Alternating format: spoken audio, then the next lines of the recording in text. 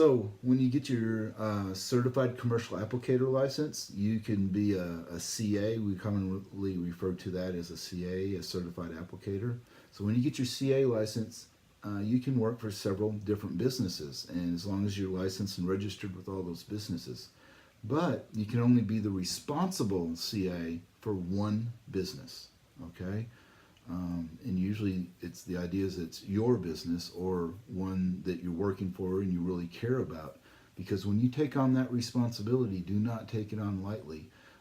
This is a huge responsibility that comes with a possibility of fines and even jail time if something goes wrong. Now, hopefully that would never happen, and you would train people properly and supervise them in a way that that would never happen. But just know that if you do become a responsible certified applicator, that is a huge responsibility, and take it very seriously. You can lose your license, you can get fined, some things can happen if things go wrong.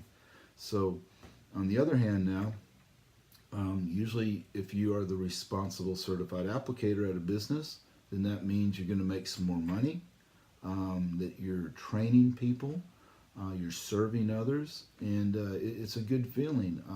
It was something that didn't come easily. It took you years to get licensed.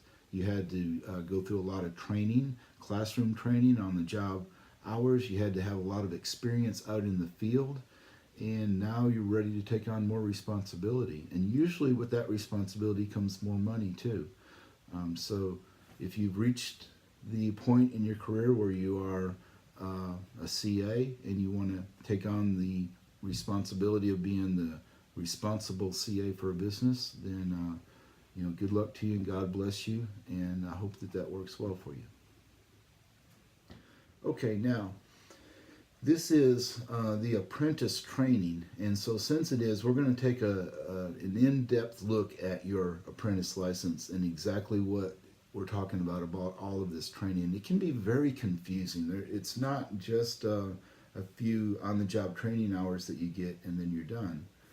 There's on-the-job training hours, there's classroom hours, and then there's more classroom hours. And then on top of that, there's a class that you have to take, and then finally a test. And so we're going to break all this down, and we're going to look at it so that you can understand it completely. Okay, so let's take a look at this apprentice license. Now, as an apprentice, you must complete a total of 28 hours of classroom training. There's 20 hours that has to be done. There's 10 different subjects, and there's 2 hours in each subject. And then there has to be 8 hours in the category being pest control or termite or lawn and ornamental, one of those categories. So let's take a look at how this works out. Now, you need 20 hours of classroom training in the general standards with at least 2 hours in each of the following subjects. The first subject is federal and state laws that regulate the industry. That's the class that you're taking right now. It's the first 2 hours. There's 10 of these classes, 2 hours each. It's going to total to 20 hours. The next section of this class is going to be recognition of pest and pest damage. Then pesticide labels and label comprehension. This is so important that you understand how to read labels and comprehend those labels.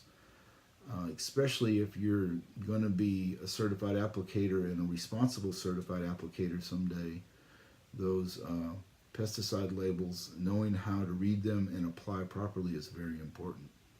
And so we'll be talking about that later on in the series. Next is pesticide safety, environmental protection, application equipment and techniques, pesticide formulations and actions, emergency procedures and pesticide cleanup, and procedures for immediate reporting of spills and misapplications.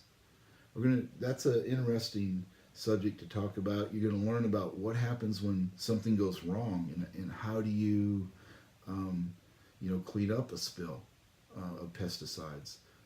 That's what we cover in that class. We're going to go over basic principles of mathematics, chemistry, toxicology, and entomology. Then finally, the last class will be non-chemical pest control techniques, including biological, mechanical, and prevention techniques. So, after you've done 2 hours of each subject, you'll have your total of 20 classroom training hours in your general standards. That completes part of what you need to do before you can take your technician license. Next, after you have all 20 hours, then you need an additional 8 hours of classroom training in each category seeking a license. Say that you want to get your license in pest control and termite. You're going to need 8 hours in pest control and another 8 hours in termite. Now, if also you want to do lawn and ornamental and weed control, you'll need 8 hours in lawn and ornamental, and yes, 8 hours in weed control as well. So this comes after the 20 hours of classroom training in each of those categories we talked about. Then you have to have 8 hours in each category. And then also, finally, you need to have 40 hours of on-the-job training in each category seeking your license. So there again, whether it's pest control, termite, lawn and ornamental, weed control, fumigation, whatever category that you're taking your license in, you have to have 40 hours of on-the-job training in each category.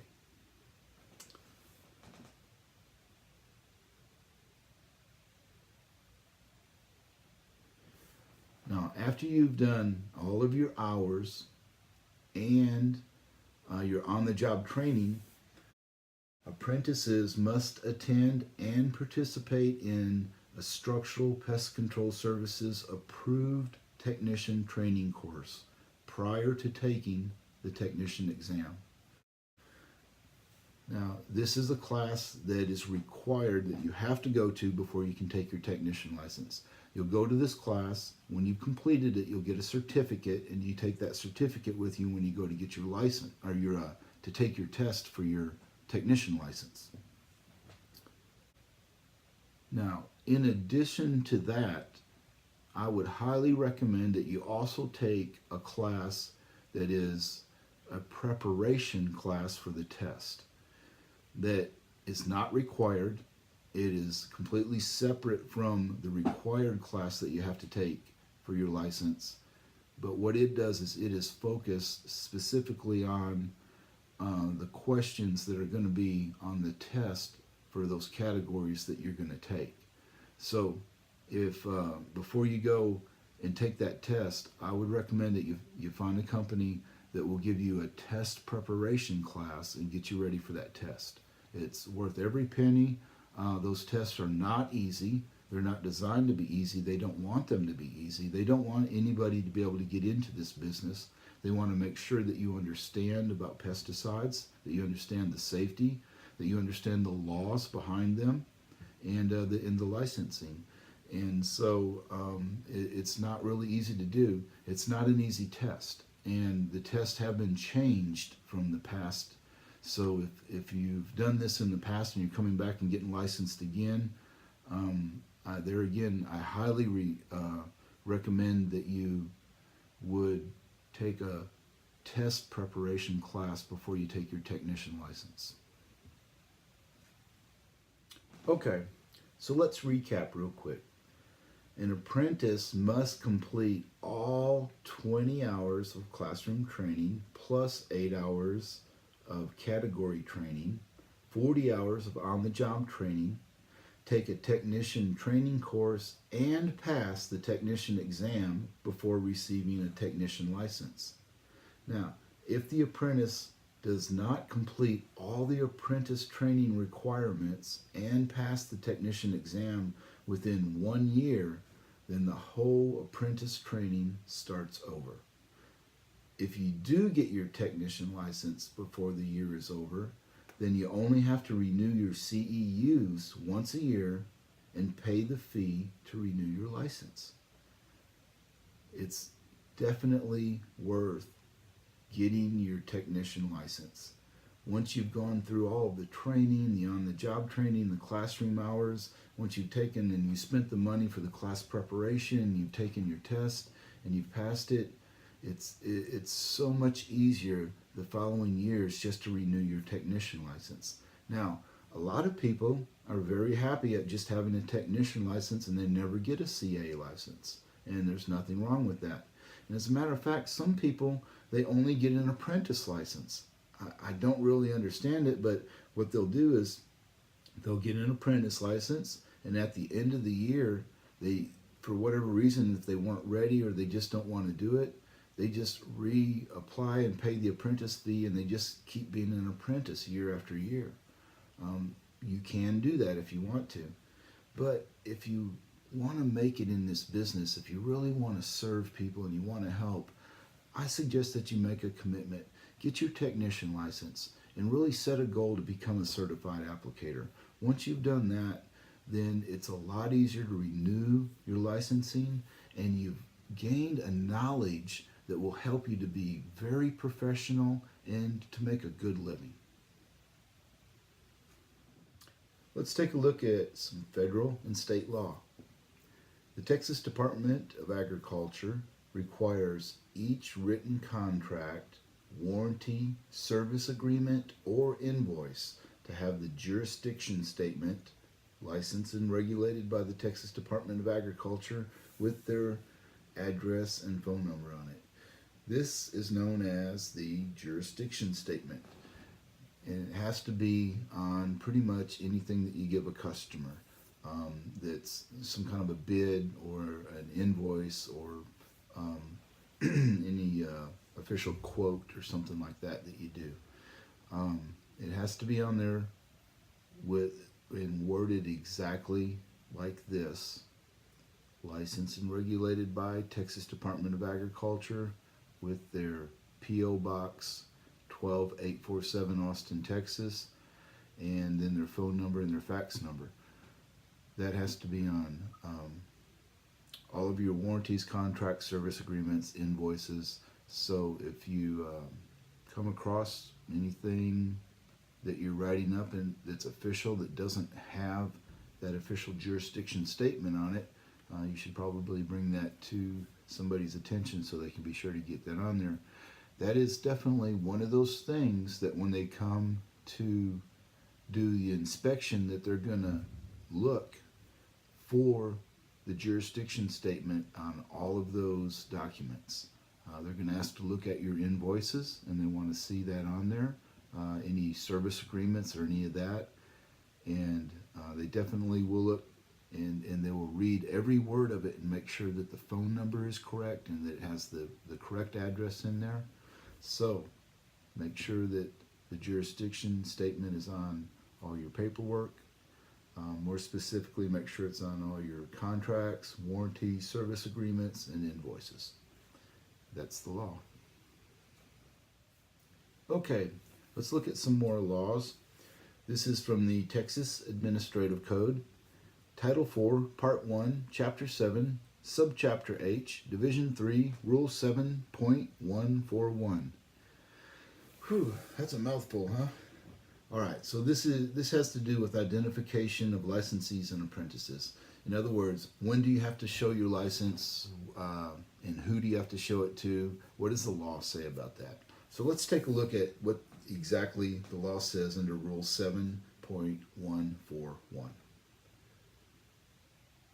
First of all, it says, each individual licensee and apprentice shall carry their license or registration card with them at all times when performing structural pest control activities. So that means very clearly that you have to have your license with you and on you at all times when you're performing pest control. Next it says, upon request, each individual licensee and apprentice shall present their license or registration card to a customer, an employee of the department, an employee of the Department of State Health Services, an employee of the U.S. Environmental Protection Agency, or a state or federal law enforcement officer. So if any of these people ask to see your license, you are required by law to show them your license. And then finally, upon request, each individual licensee and apprentice shall present a state driver's license, state identification card, or other government issued photo identification to a customer to verify the licensee's or apprentice's identification. Okay, or identity rather. Okay. Very clearly here it's saying that if a customer asks you to see your license, that you have to show it to them. Not only do you have to show it to them, but you also have to show them your driver's license with it. Okay? So, I have no problem with this. I am proud to be licensed. Taken me a long time to get to where I am, and it's not easy. You have to take a test to get this license. And so when somebody asks to see your license, you should be proud to show it to them and have it with you and laminate it. When you get your license in the mail, it's just going to come printed out on regular paper. And if you just carry that in your wallet, it probably or may not last a year. It just depends. But what I do is I take mine and I laminate it and carry it with me. I've even seen some people where they'll laminate it and hang it on their shirt or hang it on a necklace. There's nothing wrong with that. So if somebody asks to see my license, and it doesn't happen very often, it very rarely, only a handful of times has it ever happened to me. But when they do ask to see my license, I'm happy to show it to them. I take out my license and my driver's license, and I show it both to them. And I'll tell them, take a picture of it if you want to, so that they'll feel comfortable. Usually, if they're asking to see your license, it's because they're being cautious, or maybe somebody's taken advantage of them in the past, and you want them to feel at ease, especially since you're a stranger coming into their house and you're doing work for them, and they don't. If you've never dealt with them before and they don't know you, that I think that it's very reasonable to ask for somebody for their identification and for their license. I might do it myself for somebody. So anyways, if somebody asks you for your license, don't have a problem with it. Take it out, be proud, show it to them, show them your driver's license, let them know who you are, what you're doing. After all, you are licensed by the state to do pest control, and you should take some pride in that. All right, now let's take a look at another law. This is Rule 7.144, Pest Control Use Records. This is very important that you keep accurate records of where you're at, what you're doing, what you're applying, how much, the percent of active ingredient. All these things are very important. And not only is it important that you're reading these labels right and you're applying it right, but you have to log this down on what's known as a chemical use sheet. You're going to log all these chemicals that you use, and the Texas Department of Agriculture will come about every 4 years and inspect a business. They used to do it every 2 years, but now I think they do it about every 4 years. And they will go through those records for the last couple years, and they will look at every one of, like they'll take out a page and they'll look at every single thing that you wrote down on there to see that you've got all of what they require for the chemical use. That's everything from the type of pesticide and the target pest and the percent of active ingredient. And so we're going to talk about that. We're going to go over that right now and take a look at that law. Okay? So under Rule 7.144, under Chemical Use Records, the law reads like this. The responsible certified applicator shall ensure that correct and accurate records of all use of pesticides and pest control devices are maintained for a period of 2 years. Pest records must be kept on the premises of the building, facility, location for at least 2 years. Now, the records must include, but are not limited to, the billing name and address of the customer, the address where the pesticides are used, the name of the pesticides or the devices used, the total amount of the pesticides applied, the pesticide control device used, and the total number of each devices, the percentage of active ingredient, and the total amount of material applied, the target pest, the date the pesticide or the pest control devices were used, the name, the license number of the person receiving training, supervising, and applying pesticides or using pest control devices, and the TPCL number and letter, if applicable, of the commercial businesses for which they are performing the structural pest control service. And also, these records shall be made available to the department upon verbal request. Okay, so let's recap here. They're asking for a lot of information on these chemical use sheets.